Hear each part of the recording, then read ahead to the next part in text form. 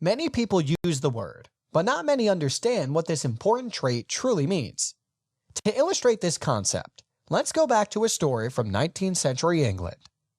One day, a farmer was walking in his fields and saw a party of huntsmen riding through his land. He became worried that they would ride through the area and cause a great deal of harm to the crops growing in his field. He called one of his servant boys and instructed him to close the gate to the field and keep a steady watch, and that under no circumstances should he allow the huntsmen to go inside. The boy did as he was told.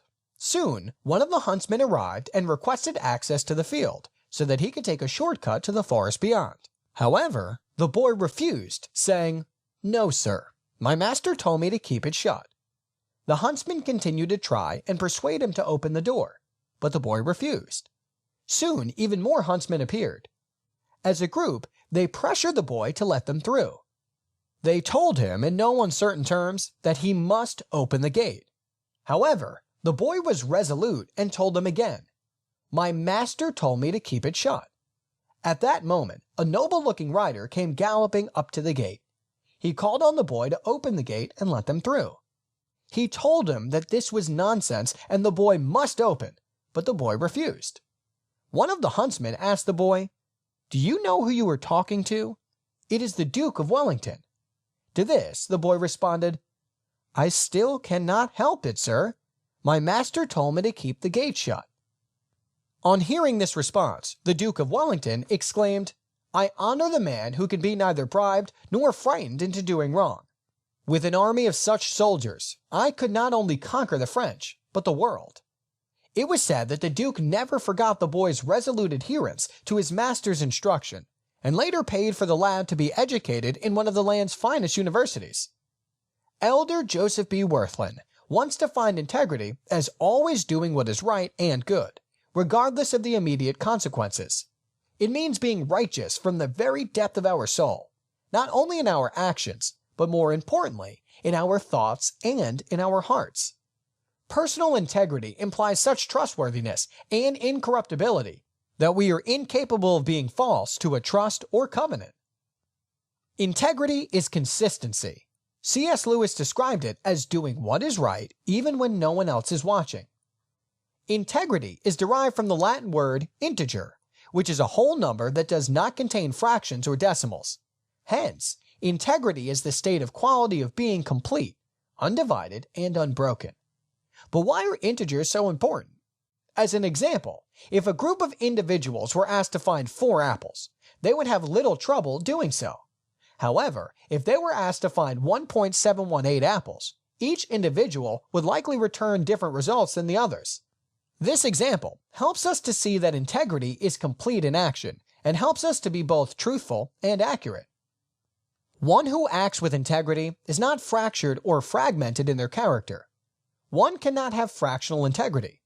Partial honesty or partial obedience to one's moral convictions is in fact the antithesis of integrity.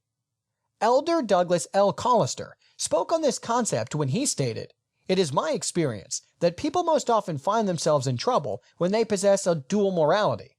Such a person may appear to act one way, but then reverse his set of ethics when the moment is convenient or temptation is present. Such duplicity only leads to sorrow and misery. At all times, be sure that there is only one of you. Otherwise, you will find in your personal life that a house divided against itself is destined to fall." Now that we understand what integrity is, why is it so important for a leader to possess it? It fosters trust. A leader with integrity is followed because he is trusted. God is the ultimate example of this type of leadership. When he sent us to earth, we didn't know exactly what to expect or what type of hardships we would face, but we followed his plan because we trusted him. Although we can't remember our premortal life, as we strive to understand who he is, we can learn to trust him. We can have assurance that he will care for us, and that he will keep his promises if we follow him. We can lead with this same trust if we act with integrity. Even if we don't have the best leadership skills, when we act consistently, those we lead will know that we can be trusted to always do what is right, no matter the consequence. As a leader, integrity will become an asset. It defines who we are and how we should act. Because of our integrity, The question will not be what to do, but will instead be how to do what we know to be right. Once the difficult decisions have been made, we will have peace within ourselves, knowing that we have stayed true to our principles. So, how can one develop integrity? Integrity is principle-based. Personal principles are the foundation of one's own integrity. We must first learn principles of integrity, and then practice them. It is by staying true to our principles that our integrity is defined.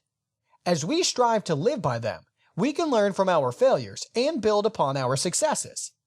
Every time we are obedient to our morals, we gain momentum and courage to continue doing what we know is right. Developing integrity is truly a lifetime pursuit.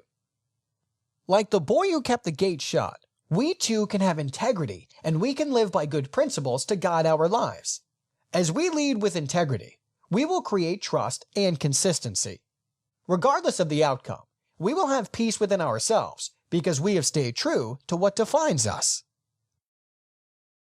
Goes on to say, and with all deceivableness of unrighteousness in them that perish, because they received not the love of the truth, that they might be saved. And for this cause God shall send them strong delusion, that they should believe a lie, that they all might be damned who believe not the truth, but had pleasure in unrighteousness. First of all, the word translated as righteousness we know means integrity, virtue, and justice that is acceptable to God. Integrity means an unimpaired condition, soundness.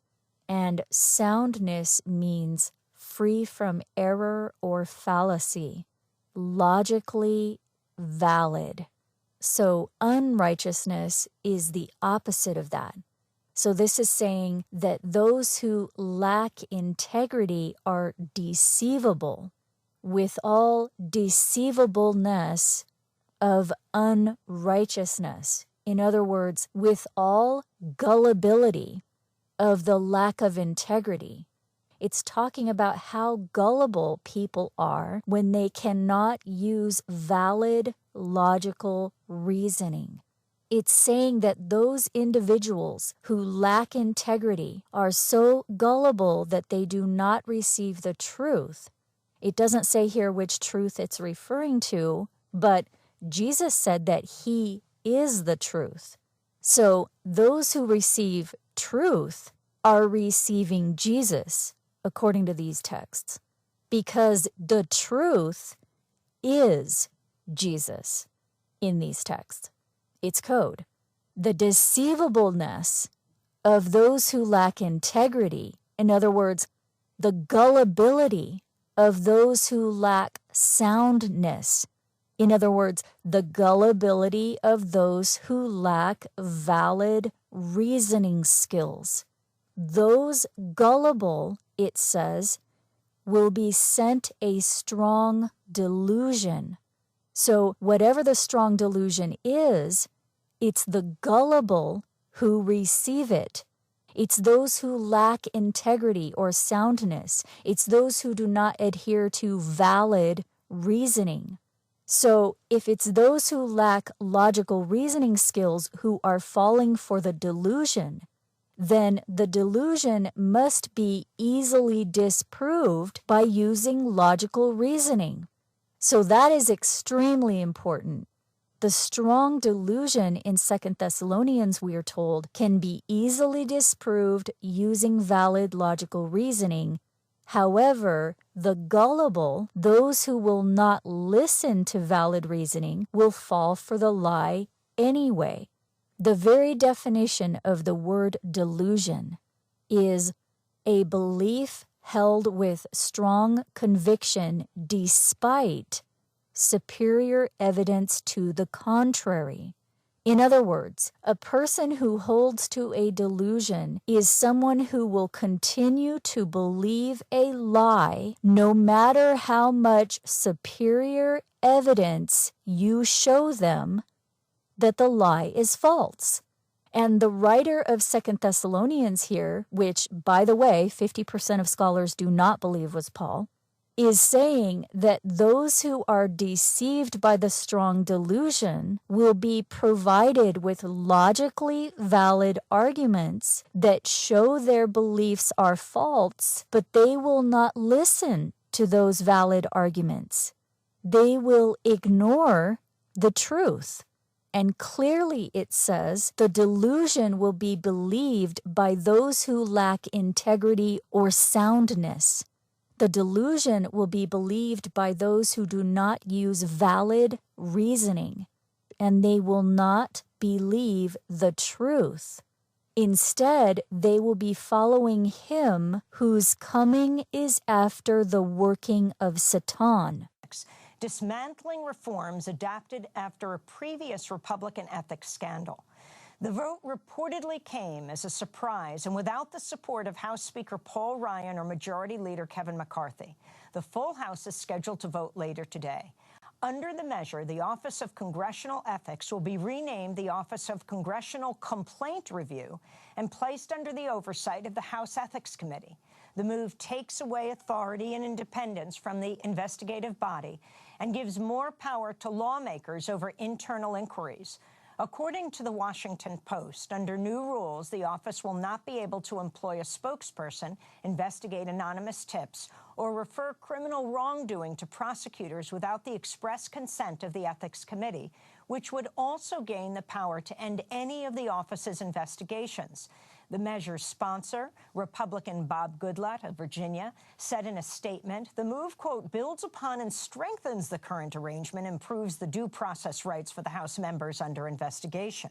Well, for more, we're going to Washington, D.C., where we're joined by Craig Holman, Public Citizens Government Affairs lobbyist on campaign finance and governmental ethics. Holman helped set up the Office of Congressional Ethics after it was established in 2001. We welcome you, Craig, to Democracy Now! Thank you. That was established in 2008. So this happened yesterday, on the eve of the opening of Congress today, in the House Republican conference behind closed doors. Explain what you understood took place. First of all, this was a midnight rules change that caught everybody by surprise last night. No doubt the Republicans in Congress understand that the public would view this with a great deal of hostility.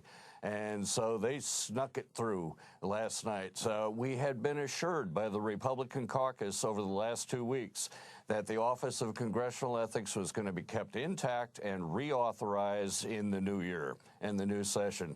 And then suddenly last night, we're receiving tweets that the Republicans in Congress changed their mind. They suddenly accepted this amendment to neuter the Office of Congressional Ethics and place it under the control of the House Ethics Committee, which means, by the way, placing it under control of members of Congress themselves. This caught us entirely by surprise. So explain. Now, they're saying it actually expands the power of the ethics office. But can you explain why even Paul Ryan and Congressman McCarthy, the majority leader, and the House Speaker have opposed this? Well, you know, I've got to find out more about Paul Ryan's stance, but the fact that the Republican caucus approved this last night as part of the rules package, I've got to hold Paul Ryan responsible as well. I understand that Paul Ryan and the Republican leadership would perceive this as being negative publicity for them, and it indeed shall be.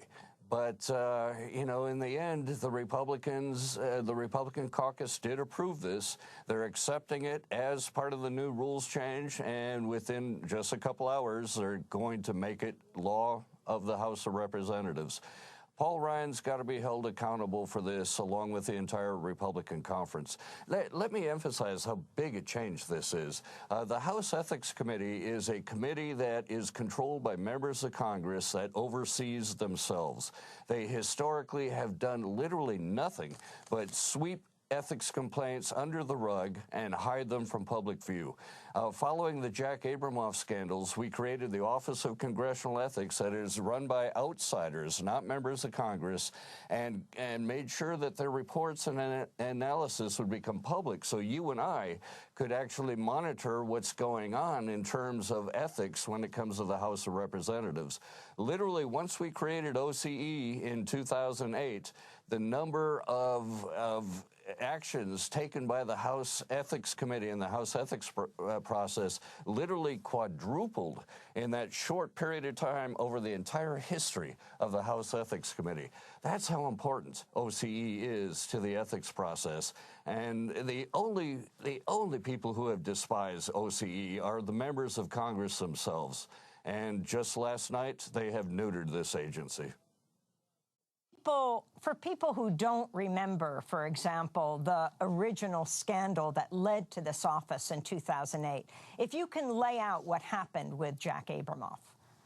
Well, Jack Abramoff was considered the uber lobbyist of the time, but quite frankly, you know, he was typical of K Street lobbyists.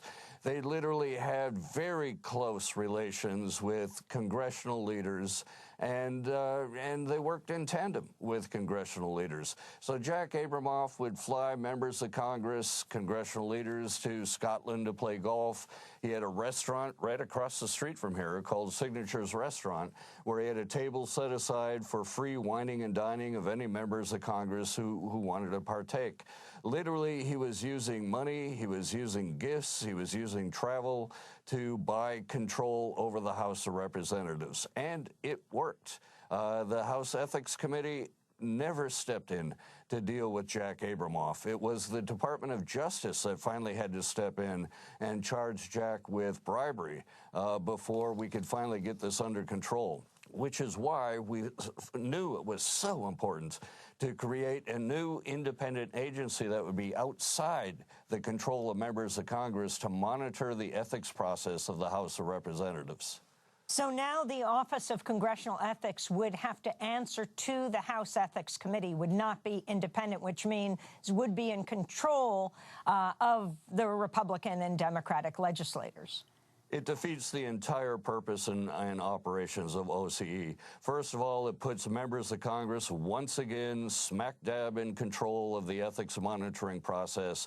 And secondly, it takes away the public disclosures of any type of investigation or complaint that OCE might be dealing with. So we go back to the old Jack Abramoff era of members of Congress overseeing themselves and not letting us know what's going on. How did this come as such a surprise to so many? And of course, the significance of the first act of this Congress as the Republican president is about to be inaugurated, going to the issue of corruption and ethics, has astounded many across the political spectrum today. Isn't it possible that under enormous pressure, as people wake up to what has taken place, that the Republicans might not vote this forward in the full House?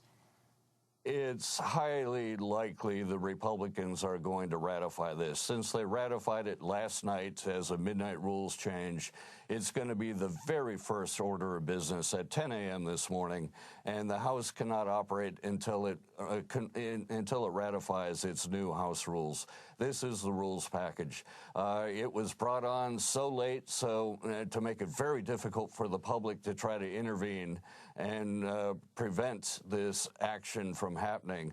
So it's almost a done deal at this point. At 10 a.m., it will be a done deal. And by the way, it caught us so much by surprise because, you know, the entire reform community, and by reform community, I'm including conservative groups like Judicial Watch, National Taxpayers Association, progressive groups like Public Citizen, Common Cause, nonpartisan groups like League of Women Voters. We have all, every session, got together to try to make sure that OCE would be reauthorized with each session. When we had Speaker Boehner and Nancy Pelosi as the leadership, we were assured it was going to happen. We were a little concerned this time because we had a new figure in there, Paul Ryan, and we did not know where Paul Ryan was going to come out on this. So about 2 weeks ago, all our groups submitted a letter to Paul Ryan and Nancy Pelosi pointing out how valuable OCE is and asking that it be reauthorized. And we were reassured that it would be reauthorized. So we weren't concerned until suddenly last night when the House Republicans backpedaled on this, rewrote the rules, and are now about to neuter the OCE. Craig Holman, you wrote an op-ed where you said, no administration in history has been as fraught with financial conflicts of interest as the incoming Trump administration. From the president-elect on down, if steps aren't taken to manage these conflicts, the Trump administration is likely to become one of the most scandal-ridden in memory. Now, last week we spoke to Richard Painter, who is professor of corporate law at University of Minnesota. He was the chief White House ethics lawyer for President George W. Bush. He described a key conflict of interest under President-elect Trump. Well, that's right. There are several laws. I think the most important for purposes of President-elect Trump is the Emoluments Clause of the Constitution, which is one of the most critical conflict of interest provisions for all U.S. government officials. Nobody holding a position of trust with the United States government can receive payments from foreign governments, whether gifts or a salary or profits, and that's what emoluments are, profits or benefits. It comes from the Latin root, emolumentum, which refers to profits and benefits. And so if you have somebody who's making profits from dealing with foreign governments or companies controlled by foreign governments, that person must dispense with those profits, cannot receive that money while holding any position of trust with the United States government. That applies to every U.S. government employee, including the president. And so what this means is that for Donald Trump, if he's going to hold on to these business enterprises, which present a whole range of other conflict of interest problems, to satisfy the Constitution, at a bare minimum, what he's going to have to do is get the foreign government money and money from foreign government-controlled corporations out of his business enterprise. And this includes foreign diplomats staying at the hotels at government expense, foreign governments having big parties in his hotels and canceling reservations at the Four Seasons, going over to the Trump Hotel to curry favor. All of that is unconstitutional. Also, he has bank loans outstanding, I believe, from the Bank of China, which is controlled by the government of China, and some foreign government-owned banks are leasing space in Trump office buildings. All of that has to be dealt with before January 20, or we could have a violation of the Constitution. So that is Richard Painter, professor of law at University of Minnesota, who was President George W. Bush's ethics lawyer. And so if Craig Holman, you can put this move, this midnight hour move by the House Republican Conference to gut the House Ethics Office into this larger context of what Donald Trump brings to the presidency on January 20th. Donald Trump is setting the tone on this. You know, when I wrote about the Trump administration is likely to be the most scandal-ridden administration in history from top down, I was talking just about the executive branch. Now it looks like it's spreading into Congress as well. Donald Trump has shirked his ethics responsibilities. He has decided not to disclose his taxes. He is waffling on whether or not he's going to set up a genuine blind trust and divest himself of the conflicts of interest that Richard Painter was just talking about. He is basically shunning his responsibility of complying with the ethics rules. And that tone has now reached into Congress. You know, part of the reason why I'm so surprised that the Republican conference in the House of Representatives repealed or have neutered the OCE is because they are going to receive a great deal of negative publicity on this. But clearly, they are looking at Donald Trump shirking his ethics responsibility and thinking if he can get away with it, they can get away with it. So, yes, we are likely to see the most scandal-ridden federal government, not just Trump administration, that we've seen, the most scandal-ridden we've seen in history. This does not bode well for the next few years. Craig Holman, in our headlines at the top of the show, we talked about the Trump Organization's ongoing business in the United Arab Emirates, Indonesia, and other countries, continuing to raise concerns about conflicts of interest. Last month, Trump pledged his businesses would make no new deals during his time in office. However, a series of high-profile business deals are currently underway, including the construction of 2 luxury golf courses in Dubai. The first, the Trump International Golf Course there, is slated to open in February, only weeks after the inauguration. Trump is developing the golf courses with Dubai billionaire Hussein Sajwani, who attended Trump's New Year's Eve party at Mar-a-Lago Resort in Florida. Trump called Sajwani and his family the most beautiful people during his speech, his toast at the party.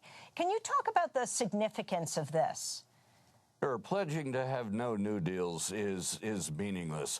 The conflicts of interest exist now, and they're widespread. As far as we can determine, even though Trump won't be honest and reveal his actual, tax filings so we can confirm where the conflicts spread, so far we've been able to track conflicts of interest from the Trump Organization spanning 23 different countries.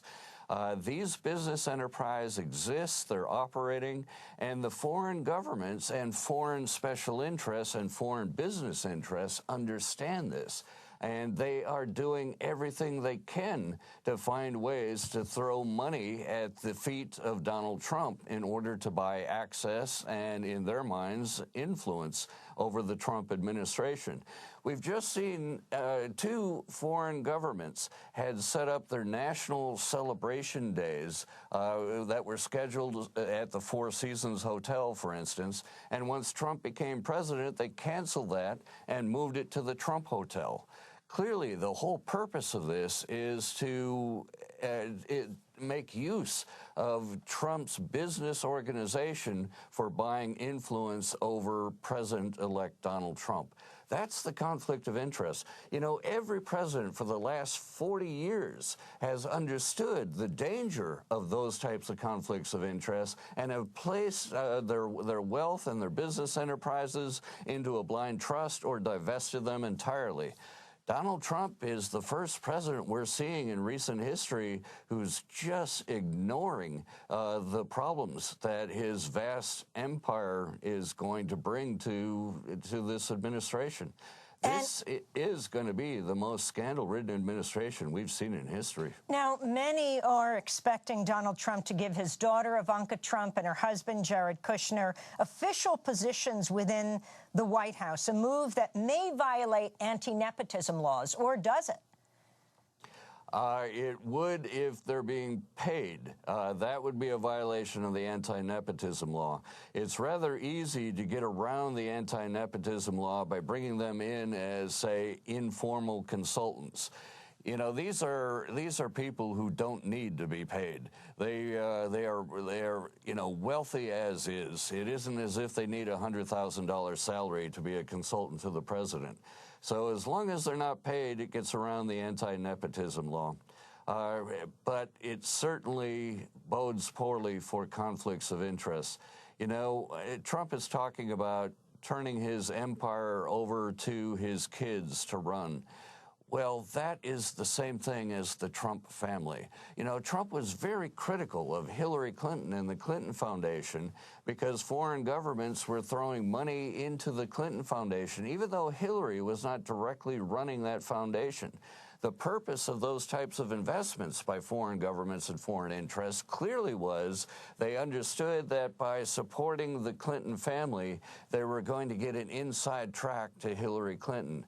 That's what Donald Trump was so critical about Hillary Clinton of. And this is exactly what Donald Trump is now going ahead and doing as president of the United States. He's keeping his family in control of his vast empire, And it provides a huge window of opportunity for wealthy special interests who want to buy favors from Donald Trump. And choosing his company's top lawyer, Jason Greenblatt, to fill the newly created position of Special Representative for International Negotiations. Greenblatt is an expert in real estate law.